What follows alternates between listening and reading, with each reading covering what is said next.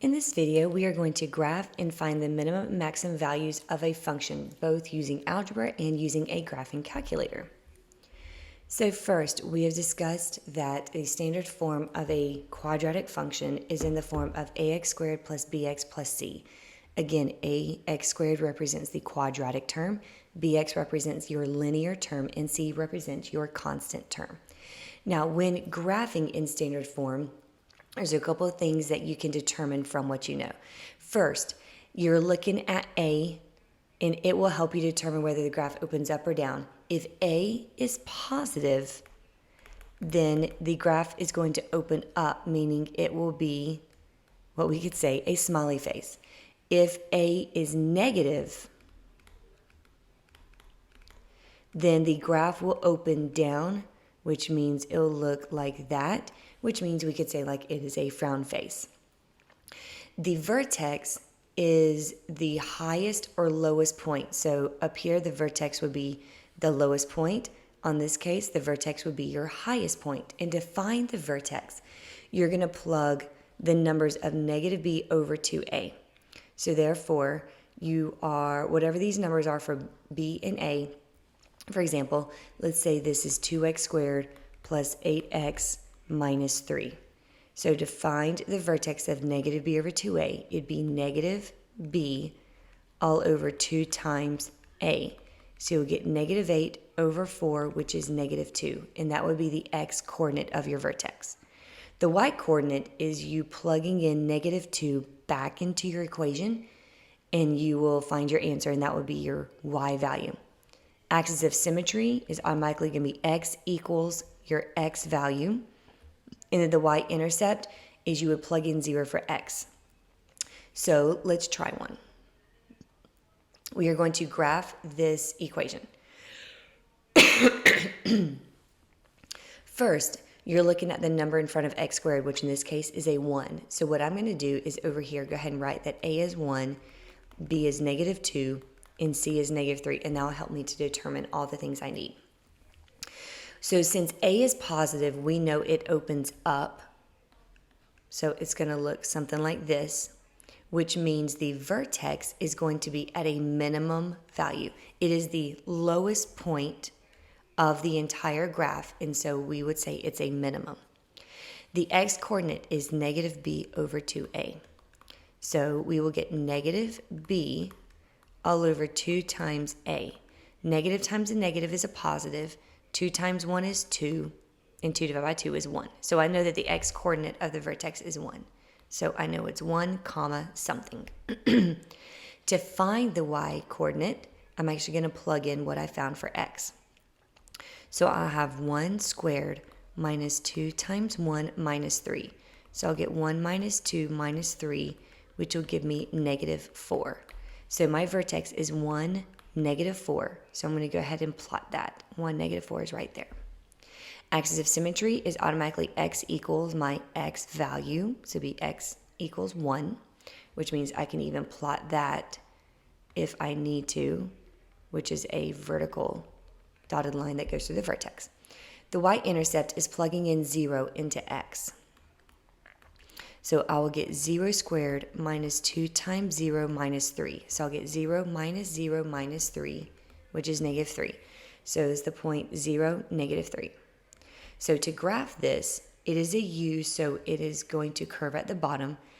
I know it's going to go through, and then it's going to go, I'm just going to sketch the rest because I'm not exactly sure everything else that's happening. So since I went left 1 and up 1 to get through that point, I got to go right 1 and up 1 to go to the other side. Because again, that's what the axis of symmetry is telling us, is that it's symmetrical on both sides. So if I went left 1 and up 1, then I have to go right 1 and up 1. So one more. For practice, attempt to do this as much as this as you can. Pause the video to check and then resume the video to be able to see the answer. Okay, first thing I'm going to do is I'm going to write what A, B, and C are. A is negative 2, B is negative 3, and C is 4. So first, I got to look at my A. A is negative, which means it is going to open down, which means it's going to look something like this, which means my vertex is now going to be my highest point. So I will be finding a max. X coordinate is going to be negative b over 2a. So negative b over 2 times a, which would give me 3 over a negative 4, which would give me negative 0.75, or negative 3/4. It doesn't matter which one you use. So I know that the x coordinate of my vertex is a negative 0.75. Now at the y coordinate, I am going to plug negative 0.75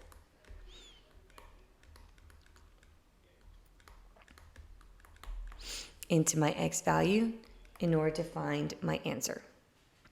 And when I plug it in, I will get 5.125. That becomes my y coordinate. My axis of symmetry is going to be x equals my x value. My y-intercept is when I plug in 0. And so I'll get negative 2 times 0 squared minus 3 times 0 plus 4, which means it crosses at 0, 4. So to graph this is going to be a little more difficult because it does have some decimals. So I'm going to go over negative 0.75, which is almost to negative 1. And I'm going to go up to 5.125, which is a little bit above the 5. So it's going to be roughly about right there. And I also know that my y-intercept is 0, 4. So I'm just going to go there. So we also know it's negative, which means I am going to be going down. So it's going to look something like that on that side, which means the same thing on the other side. And that would end up being my graph. Now, doing it on a calculator can sometimes be much easier. So now what you're going to do is you're going to pull up your calculator. Okay, so pull up your calculator and we are going to go to y equals, and we are going to plot and plug in this equation. So I will have x squared plus 6x plus 5. And now I'm going to hit zoom 6. That's in case my window was really messed up from a possible other problem I have done. So if you hit zoom 6, it will always take you back to your standard window. And so I now can see this vertex down here at the bottom. And so I am now going to, well, first I can go ahead and say that it does open up because it's positive. And because this is the lowest, the vertex is the lowest part of the graph, I know it's going to be a minimum. To find the vertex, you hit second trace. And I'm going to go to number 3 and hit enter. This is where it's going to ask you about your left and right bounds. So first left bound, which means you need to toggle over to the left side of the vertex. So if the vertex is down here, anywhere to the left of that, you can do it and hit enter. And now toggle over to the right side of the vertex, hit enter, and then it's basically asking you, do you want to guess? And the answer is yes. And there's your answer, negative 3, negative 4. So I know that my vertex is negative 3, negative 4. Axis of symmetry is automatically x equals negative 3. And my y-intercept, again, is probably just easier to go ahead and determine by plugging in 0. So you get 0 plus 5, which is 5. Again, 0 plus 0 plus 5 will give you y-intercept. The number in front of x squared is positive, so we know it's up, and it becomes a minimum, and we are able to therefore graph using the calculator. Now, a real-world connection. You have a formula or a function basically based off of the daily production cost of a lighting fixture, and they are wanting to know how to produce a minimum cost. So what we're going to do is we are going to graph this function into the calculator. So again, bring up, okay, and I am going to go back to y equals, and I'm going to clear, and I'm going to type it in. So 0.25, And I know it says n, we're still just going to use x squared. And then minus 10x. And then plus 800. Now, if we hit zoom 6, like we normally do, it's going to give you a blank screen. And here's where we have to change the window.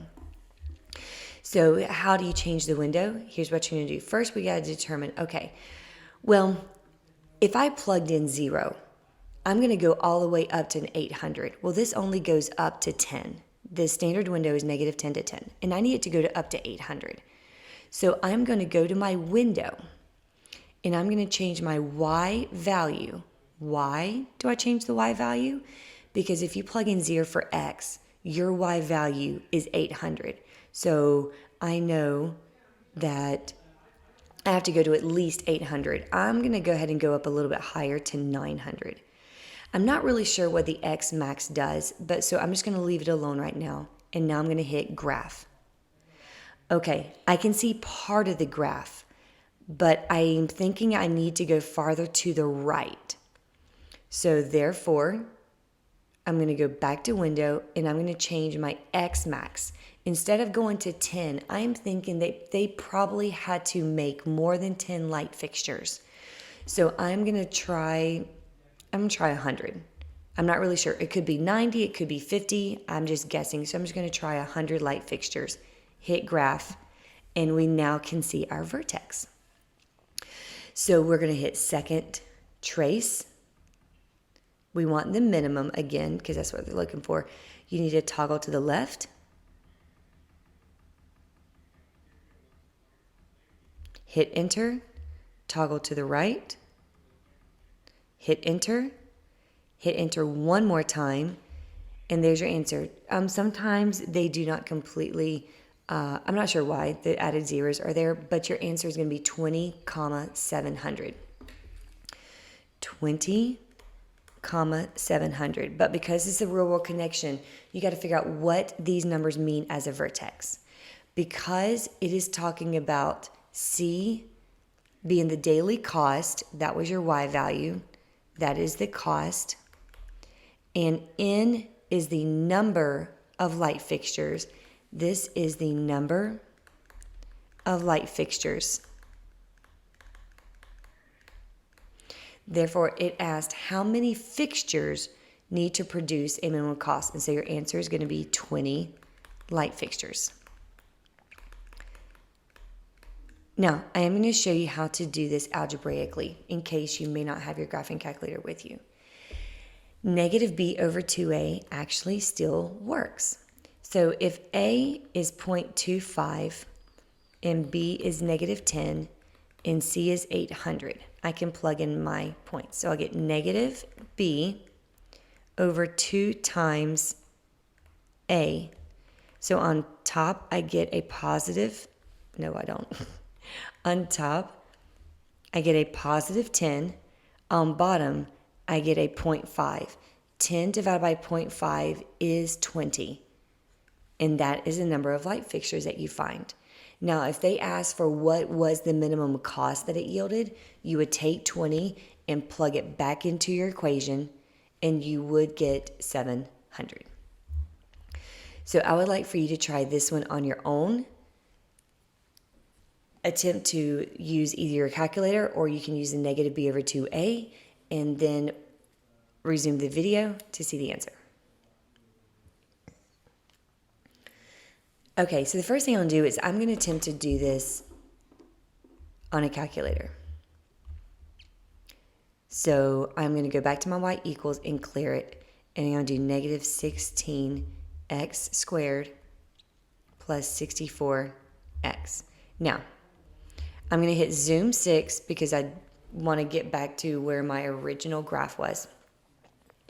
And I have a problem. It looks like I'm seeing some straight lines, which means I cannot see the vertex. I can see the lines, but I need to see higher is what I think, because I'm assuming since the A is negative, I'm looking for a maximum point, which means I need to go higher. I don't need to go left or right, but I can't see above. So I'm going to go to my Y max, and I'm going to make it like All right, let's just make it 50. Okay, I can almost see that vertex. So I'm going to go up and I'm going to make it 80. And now I can see the vertex. And so what I'm going to do is second trace. I now want the maximum this time, and I need to toggle. So I'm going to toggle to the left side of that vertex, anywhere to the left. And I'm going to toggle to the right, and then hit enter one more time. And this is basically saying the number 2. Again, I'm not really sure why it comes out like this sometimes, but it should be 2, 64. So I get the vertex 2, 64. Now I got to figure out, what does that mean? T is time in seconds. So this is representing seconds. And the H represents height in feet. And so it asked, find the time it needs to reach the highest point. So your answer would be 2 seconds. And then it says, how high does it go? And the answer would be 64 feet. Now, again, we can do this algebraically.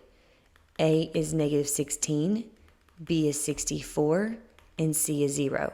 So I can do negative B over 2 times A, and I'll get -64 over -32, which is 2.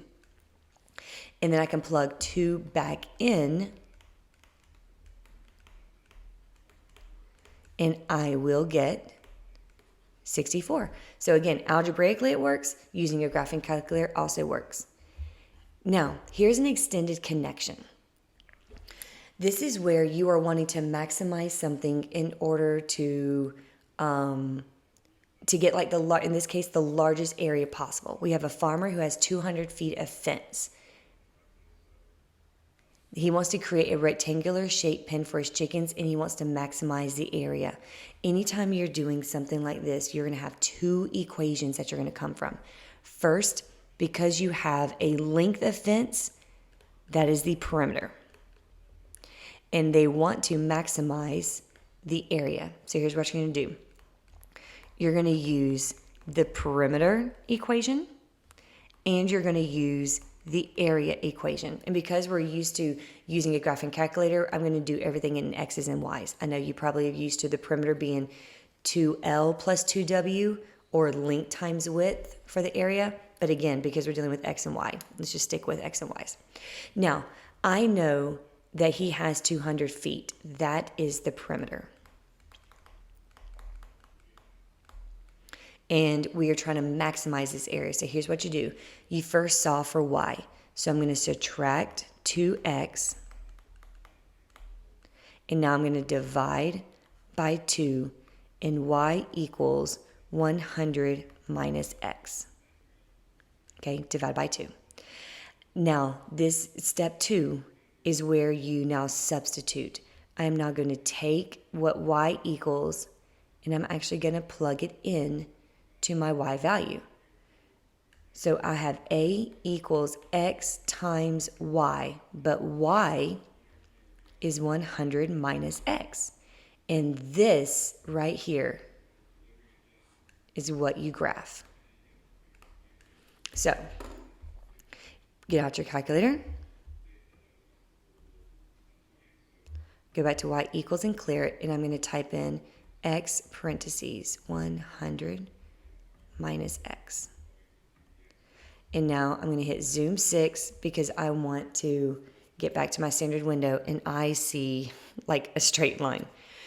So I know my window's got to be bigger. Well, one, here's the cool thing about it. We don't have to worry about going left or down because you can't have a negative length or negative areas. So we're only dealing with positive numbers. So think about the x-axis as being the length of the rectangular fence, and the y is your area that you're going to get. So first, because I have 200 feet of fence, that means my length is going to be, well, it can't be 200 because if your length is 200, that means you don't have a width. So I'm going to go to about 100. Your Y max, we really have no idea how big of a fence that you can make. So I'm going to start with 100. and graph. All right, well, okay, so now I can see 2 lines, which means I need to go higher. Because remember, we're looking for a max, so we're looking for when the vertex is at its top peak. So I need to make my Y max, let's just make it 500. Okay, I'm getting closer. I'm starting to kind of see sort of a curve. I need to go higher. So I'm just going to go ahead and hit 1,000. Let's see if that works. Okay, it almost works. All right, well, still getting closer. So I'm going to go to 5,000. Okay, and it works. I can now see my vertex. So hit second trace. You want the maximum. And you're going to go to the left, enter. You're going to go to the right, enter, enter, and there's your answer, 50, 2,500.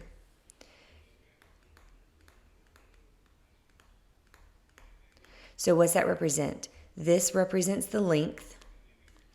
This represents the area because that is what you were graphing. You were graphing for the area. So I know the max area is going to be 2,500 square feet is the max. And the dimensions, well, I know that one dimension is 50. And so if I plug 50 back in here, 100 minus 50 gives me 50. So the dimensions of the pen were 50 by 50, which actually ends up being a perfect square. We're going to alter this a little bit. In this case, we have the barn is going to be one side. So we don't need a fence along that side. We just need a fence along the other 3 sides. So the area is still going to be X times Y. That doesn't change. But the perimeter, it's no longer going to be 2X plus 2Y. In this case, there's still 2 lengths, but there's only 1 width. There's only 1 Y value. 2 X's, but only 1 Y. And so to solve for Y, it is going to be, I'm going to subtract 2X, but I now don't have to divide by 2. And I'm going to plug this into Y. So my area is going to be X times 200 minus 2X. So pull out the graphing calculator. I'm going to type it into my Y equals. And now it's going to be X times 200 minus 2X. And I'm not going to go back to Zoom 6 because I'm wondering if the window from the previous one is going to help us. So I'm not going to change anything. I'm just going to hit graph. And actually we can see it. You can make it a little bit higher if you want. So like if you want to go to 6,000 or something, you can do that to be able to just to see the whole thing. And now hit second trace. We want the max. We're going to go to the left, enter. Go to the right, enter, enter, and there's your answer, 50, 5,000. Okay, so what does that mean? The 5,000 is the area, which means he can now have an area of 5,000 square feet. And the dimensions of the pen, so we know one dimension is 50 by, now I'm going to take my perimeter and I'm going to plug 50 in. So 2 times 50 is 100, and 200 minus 100 is 100, which means my dimensions of this pen are now 50 by 100 instead of 50 by 50 because we did not have to use one whole side because the barn was there instead.